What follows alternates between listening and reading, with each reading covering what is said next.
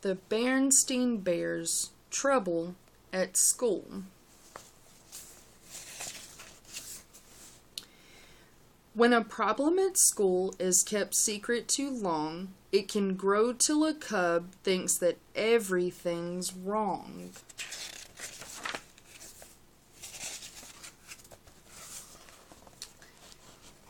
Though brother and sister bear were usually very healthy, they occasionally caught cold. So when brother came home from school one day, sneezing and wheezing, Mama Bear knew just what to do. She took his temperature, tucked him into bed, and went right to the phone and called Dr. Grizzly.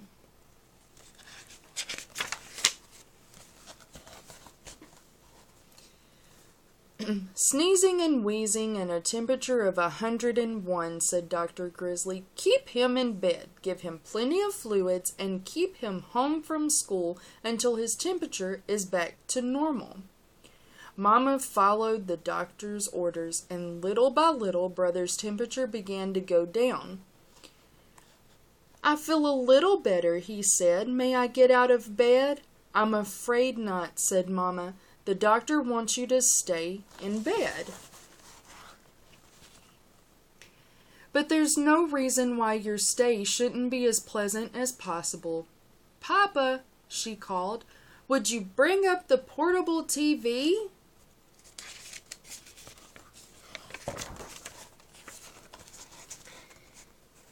The portable had remote control, and pretty soon Brother was having a fine time switching from one cartoon show to another.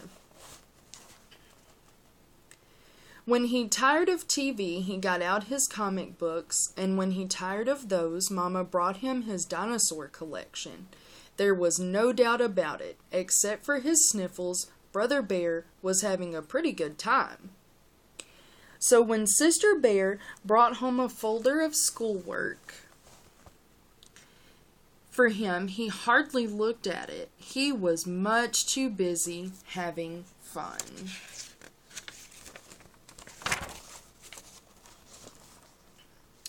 But while he was at home having fun, his fellow students at school were hard at work. In the classroom where Teacher Bob was teaching a new math lesson, they had learned to add, subtract, and multiply. Now they were learning to divide. On the soccer field where Coach Bruin was getting the team ready for the big game against Beartown, Cousin Freddie, he called, "Take Brother's place at Ford. He's out sick." "Yes, sir," said Freddie. This was the chance he'd been waiting for. It wasn't until Brother was all better and ready to go back to school that he remembered the folder of work. Oh well, he thought, I'll study it on the bus.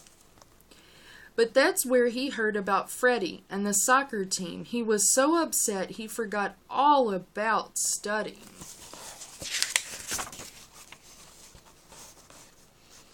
When Coach Bruin had extra practice during early gym, Brother became even more upset. It wasn't easy watching Freddie take his place on the team. Then, when Brother got back to class, Teacher Bob said, "I certainly hope you studied that work folder because we're going to have a quiz." "A quiz?" said Brother. "On what?" "On division, of course," said Teacher Bob as he handed out the quiz papers. Brother might have managed even then. He was good with numbers and might have worked things out if only he'd been able to concentrate. But all he could think about was Cousin Freddie out there kicking field goals while he sat on the bench.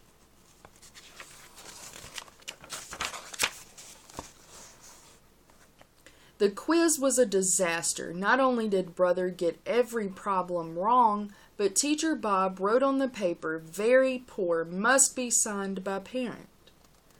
Brother didn't know which was worse, the soccer mess or the quiz disaster. What would he say to Mama and Papa when they asked him how things had gone at school? He was so busy feeling sorry for himself on the bus ride home that he didn't notice that Sister was coming down with a bad case of the sneezes and wheezes. "Oh dear," said Mamma when she saw Sister, "you've caught Brother's cold." Into bed with you. She and Papa were so busy attending to Sister that they forgot to ask Brother how things went at school, and he didn't tell them. And the next morning, when the school bus came, Brother didn't get on the bus. He hid in the tall grass until the bus was out of sight. The squirrels and bluebirds were puzzled. Brother was usually happy and cheerful, but not this morning. This morning he looked unhappy and angry too. "Pooh!" Brother shouted, kicking a stone, but kicking the stone reminded him of a soccer, and that just made him angrier. The bluebirds took off and the squirrels scattered. "Pooey on soccer," he shouted, stomping off through the woods. Stomp, stomp, stomp. Grasshoppers hopped. Toads stood stock still and pretended they were bumps on a log.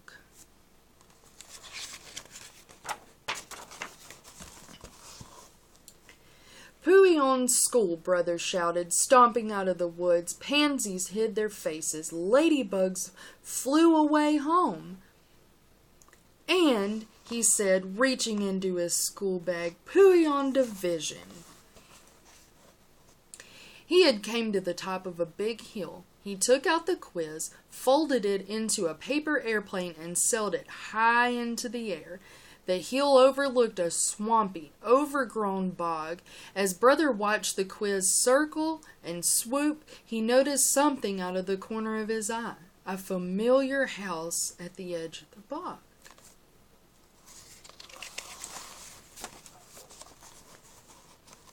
Grizzly Gramps was working on a ship model when he heard the knock. Gran was making cookies. They weren't expecting visitors, and they certainly weren't expecting Brother, especially during school hours. It didn't take long for the whole story to come out. Gramps and Gran listened quietly as Brother told them about catching cold, the folder of work, the soccer mess, the quiz disaster, the missed bus, and the paper airplane. "Come with me, young fella," said Gramps. "I want to show you something."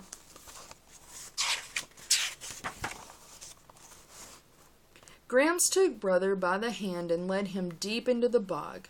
"There," he said, "that's what I want to show you."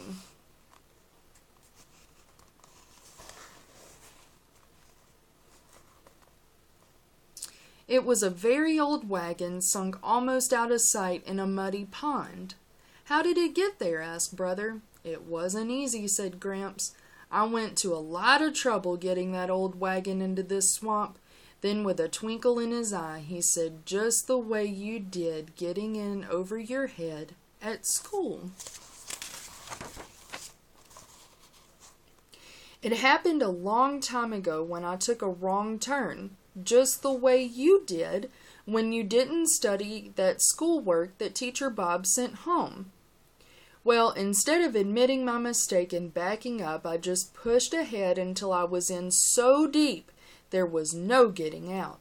"And you lost the wagon?" said Brother. "Yep," said Gramps, "but I learned a valuable lesson. If you find yourself on the wrong road, don't just keep on going until you're in over your head.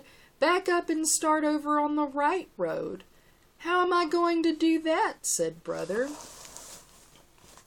"Oh, I think we can manage, but first, look over there," Gramps said, pointing. There it was, the paper airplane caught in a berry bush.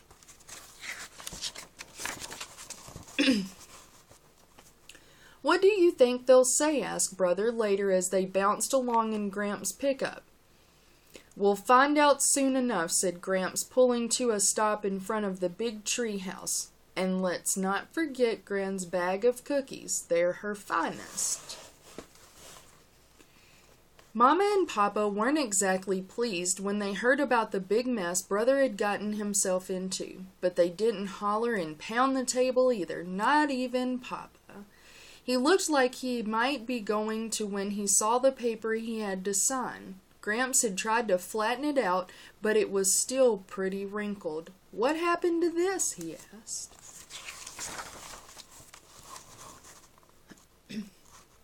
"Oh," said Gramps, "it just sort of got folded a bit. That's when he brought out Gran's cookies. There were 10 of them. Let's see now," he said. "There are 5 of us counting sisters, so how many cookies do we each get?"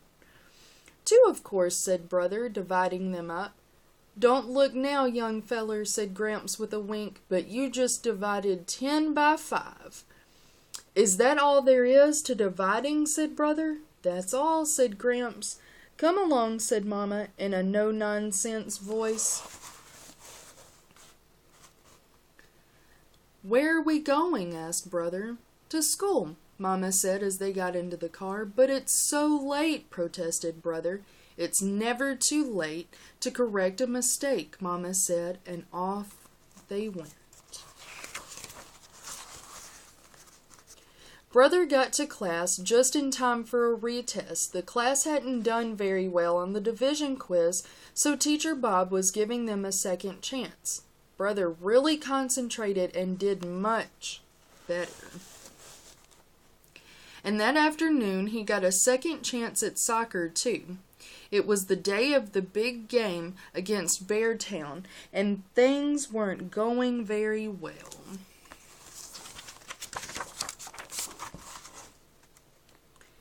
"Brother," said Coach Bruin, "I want you to go in for Freddie. I don't think he's quite ready for first team." "Glad to help, Coach," Brother said as he ran out onto the field. "You know what they say, it's never too late to correct a mistake."